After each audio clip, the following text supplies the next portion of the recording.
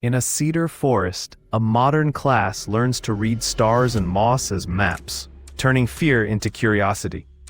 They practice silent hiking, light footing, and patience because true survival begins with awareness more than gear.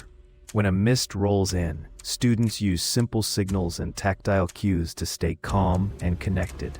Outdoor educators weave ecological lessons into problem solving, from shelter construction to safe fire building with respect.